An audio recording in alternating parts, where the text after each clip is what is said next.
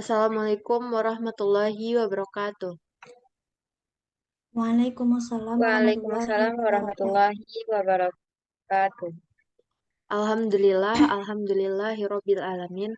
Wassalatu wassalamu ala asrofil anbiya'i wal mursalin wa ala alihi wa ashabihi rasulillahi ajmain. Pertama dan yang utama sekali, marilah kita mengucapkan puji dan syukur kepada Allah Subhanahu wa taala yang telah memberikan rahmat dan karunia-Nya sehingga kita dapat melaksanakan Zoom pada hari ini. Salawat dan salam tidak lupa pula kita kirimkan kepada junjungan alam, yakninya Nabi besar Muhammad Shallallahu Alaihi Wasallam.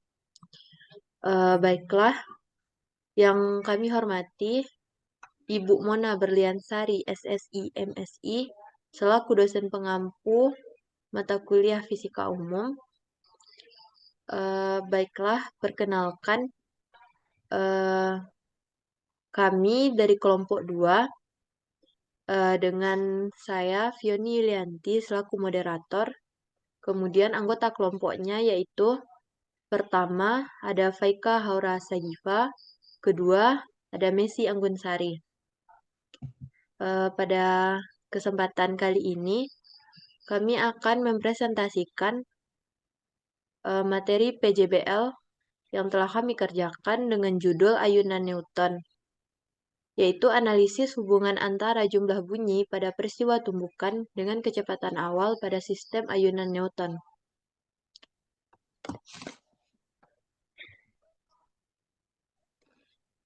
Lingkup materi untuk PJBL yang telah kami kerjakan ini ada 4.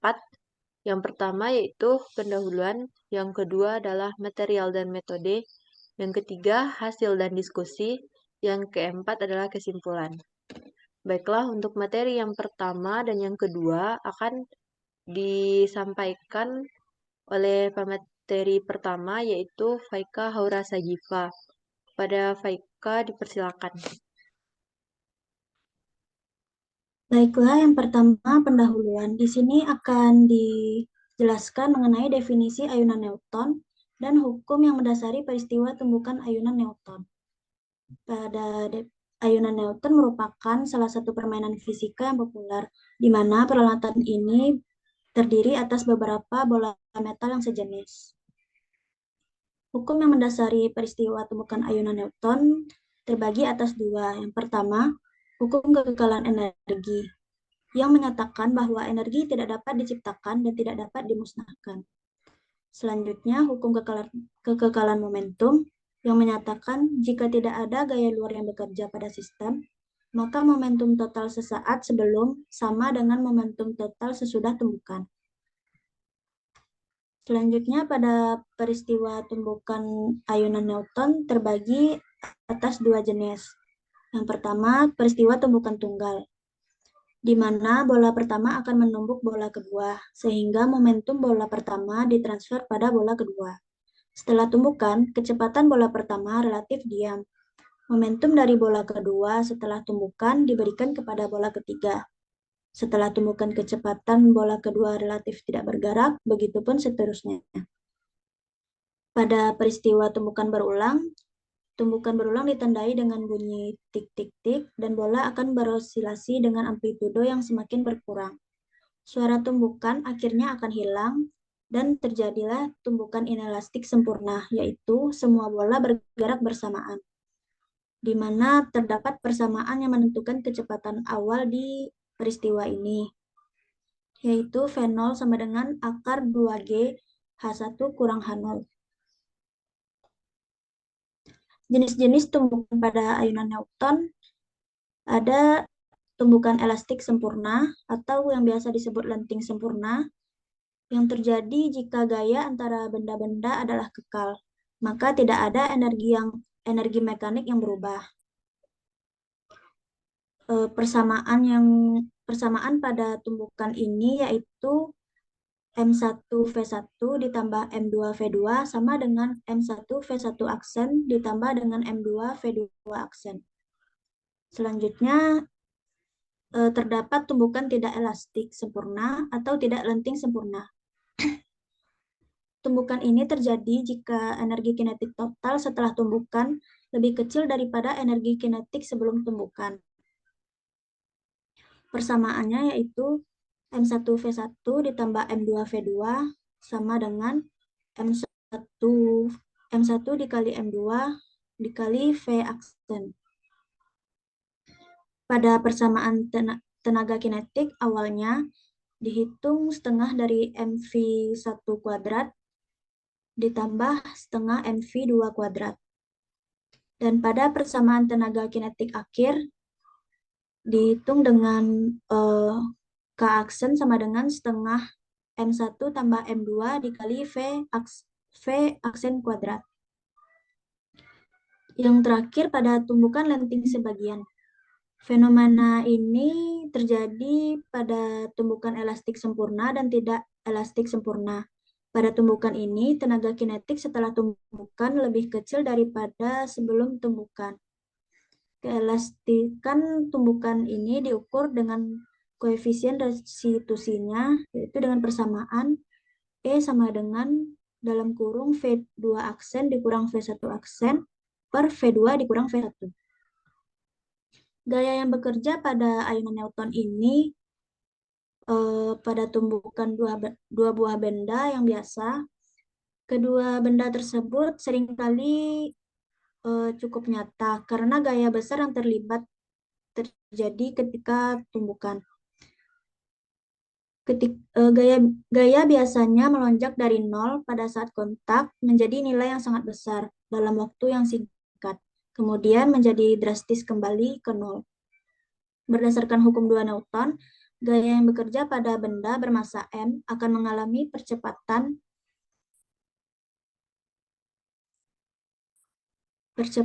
A yang dapat dirumuskan sebagai berikut, yaitu F sama dengan M kali A. Selanjutnya, material dan metode.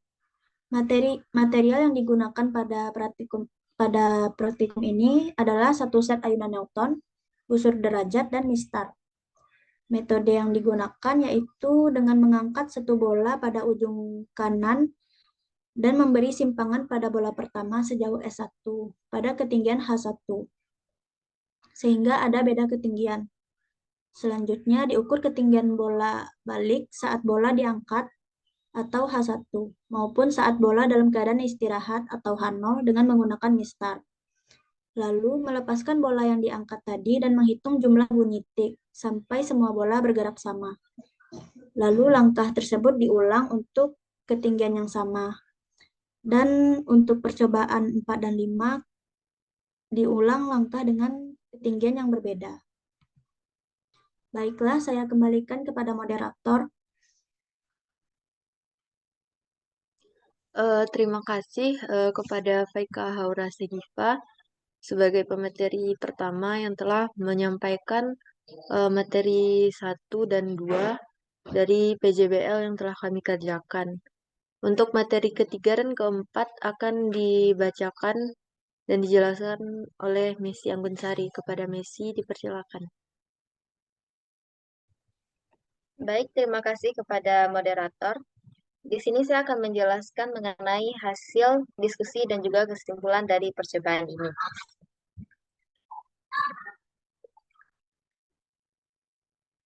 Di mana untuk hasil pada percobaan ini kami melakukan 5 kali percobaan.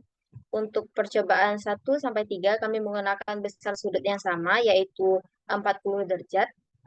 Sehingga dengan ketinggian awalnya yaitu 0,015 meter dan dari besar sudut 40 derajat tersebut diperoleh untuk ketinggiannya yaitu 0,025 meter. Dari data tersebut, kami memperoleh kecepatan awal dengan menggunakan persamaan akar 2 gravitasi dikali dengan H1 dikurang H0, maka akan diperoleh V0-nya yaitu 0,44 meter per sekon. Dan juga log V0-nya min 0,36.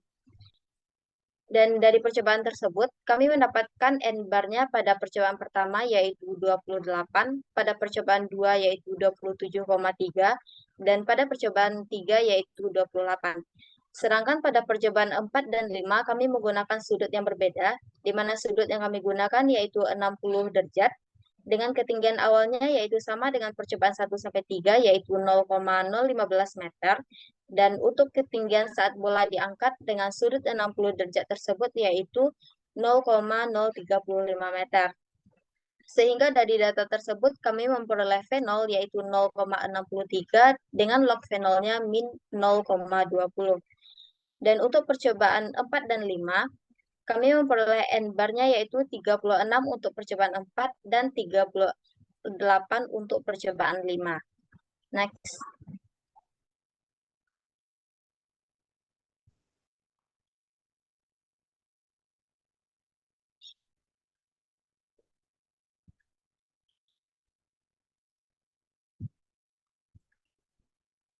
Next, Tom.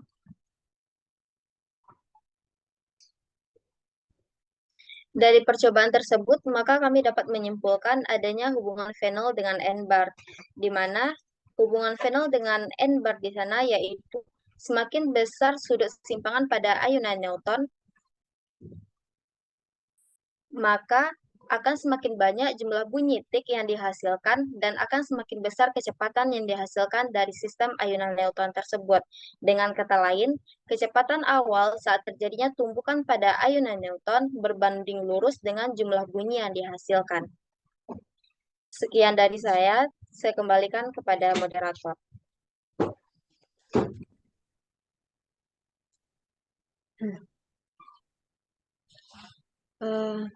Baiklah, terima kasih saya ucapkan kepada Miss Yanggunsari selaku pemateri kedua yang telah membacakan dan menjelaskan mengenai materi ketiga dan keempat.